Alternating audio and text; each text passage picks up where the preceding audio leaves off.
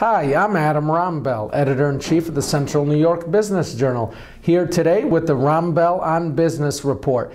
We're going to talk about the December jobs report from the U.S. Bureau of Labor Statistics, which came out Friday, January 4.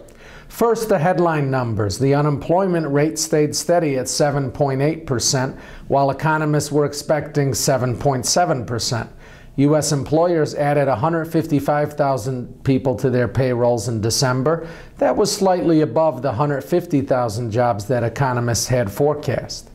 The BLS's broadest measure of the unemployment rate, the so-called U6 rate, was also unchanged at a stubbornly high 14.4%.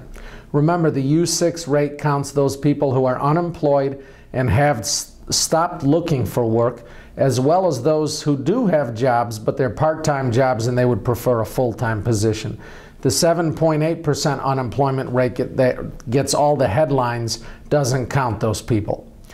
Also in the December report, the number of long-term unemployed, those that have been jobless for 27 weeks or more, that was unchanged at 4.8 million people last month. And the important labor force participation rate also stayed steady at 63.6%, which is near 30-year lows. One bright spot was average hourly earnings did increase by 7 cents per hour, or 0.3% in December. That would be a 3.6% annual rate.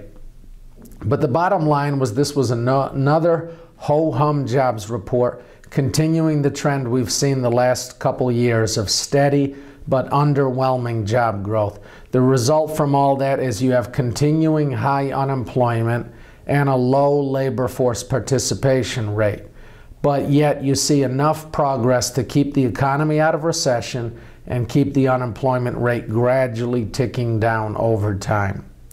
But those with a glass half full approach would say, hey, that's all we could have really expected in December when we had this looming fiscal fight over the federal fiscal cliff and all the uncertainty that generated in consumers and business owners. So they see the numbers that were produced, 150,000 jobs and the steady unemployment rate, as actually being sort of a victory in light of all that was going on. Shifting gears locally, we'll get the jobs data for December for New York State and its metro areas on January 17.